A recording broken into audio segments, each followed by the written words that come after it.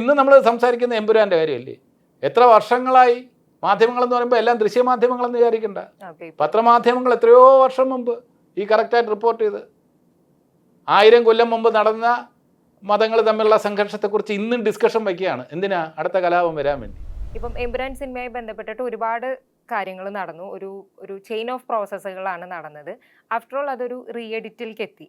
അപ്പം ആ ഒരു സ്പേസിൽ ആസ് ആർട്ടിസ്റ്റുകൾ, ഒരു കലാകാരന്മാരെന്നുള്ള നിലയ്ക്ക് നിങ്ങൾക്ക് അതൊരു പെട്ടെന്ന് ഇനിയിപ്പോൾ ഒരു എന്താ പറയുക, ഏതെങ്കിലും ഒരു സബ്ജക്റ്റ് വന്നു കഴിഞ്ഞാൽ, അല്ലെങ്കിൽ വേറെ എന്തെങ്കിലും ഒരു സ്റ്റോറി, നിങ്ങൾക്ക് എന്തെങ്കിലും ഒരു കാര്യങ്ങൾ വന്നു കഴിഞ്ഞാൽ ഭയങ്കര എക്സ്ട്രാ കോൺഷ്യസ് ആയിരിക്കുമോ? അല്ലെങ്കിൽ സ്വയം നിങ്ങളൊരു എന്താ പറയുക, സെൻസർഷിപ്പ് എന്ന് പറയാൻ ഒരു റെസ്ട്രിക്ഷൻ സ്വയം വെക്കാനുള്ള സാധ്യത ഈ ഒരു കോണ്ടെക്സ്റ്റ് ഉണ്ടാക്കിയിട്ട് നിന്നോ? ഞാൻ പറയാം ഇതിന് ഉത്തരം. ഞാൻ കുറ്റവാളിയാണ്. ഞാൻ കുറേ കാര്യങ്ങൾക്ക് ഉത്തരവാദിത്വം ഞാൻ ഏറ്റെടുക്കുന്നു. എങ്ങനെയെന്ന് വെച്ചിരുന്നാൽ, ഞാൻ ഈ സിനിമ കാണുന്നതിന് മുമ്പല്ല, എമ്പുരാൻ കാണുന്നതിന് മുമ്പ് കുറേ കാലമായി ഞാനിവിടെ ചർച്ചകൾ കാണുമ്പോൾ മതപരമായിട്ടുള്ള കാര്യങ്ങളിൽ, സായാഹ്ന ചർച്ചകളിൽ രണ്ട് മതങ്ങളുടെ ഭാഗത്തിരുന്നിട്ട് ഞങ്ങളുടെ 67 പേരെ കൊന്നു, നിങ്ങളുടെ 71 പേരെ കൊന്നു എന്ന് പറയുമ്പോൾ അതിന് ഒന്നുകൂടെ ആവേശം കൊള്ളിക്കത്തക്ക രീതിയിൽ അവതാരകയോ മിന്നിത്തിളങ്ങുന്ന കാഴ്ചകൾ ഞാൻ കണ്ടിട്ടുണ്ട്. അതിനെതിരെ ഞാൻ പ്രതികരിച്ചിട്ടില്ല. അപ്പം ഞാൻ കുറ്റവാളിയാണ്. ഇത് വർഷങ്ങളായി നടന്നുകൊണ്ടിരിക്കുകയാണ്.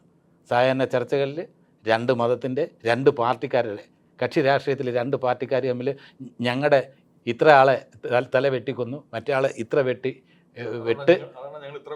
ഇത്ര കൊന്നത് എന്ന് പറഞ്ഞ് ചർച്ച നടത്തി അതിന് അവതാരകയോ പ്രോത്സാഹിപ്പിച്ച് അടുത്ത കലാപത്തിനേക്ക് വേണ്ടി കാത്തിരിക്കുമ്പോൾ ഞാൻ റിയാക്ട് ചെയ്തിട്ടില്ല.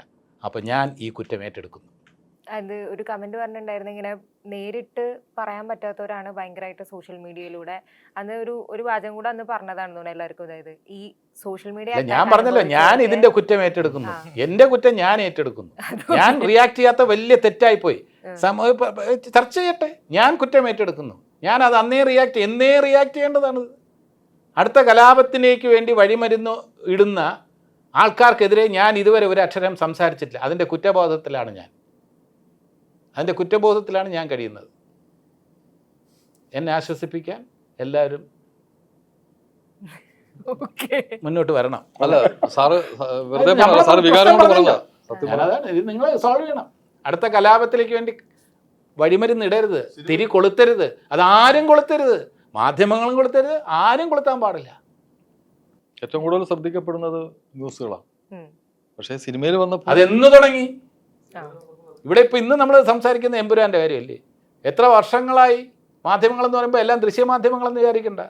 പത്രമാധ്യമങ്ങൾ എത്രയോ വർഷം മുമ്പ് ഈ കറക്റ്റായിട്ട് റിപ്പോർട്ട് ചെയ്ത് 1000 കൊല്ലം മുമ്പ് നടന്ന മതങ്ങൾ തമ്മിലുള്ള സംഘർഷത്തെക്കുറിച്ച് ഇന്നും ഡിസ്കഷൻ വയ്ക്കുകയാണ്. എന്തിനാ? അടുത്ത കലാപം വരാൻ വേണ്ടി. എങ്കിൽ കുറേ പേര് മരിക്കുമല്ലോ.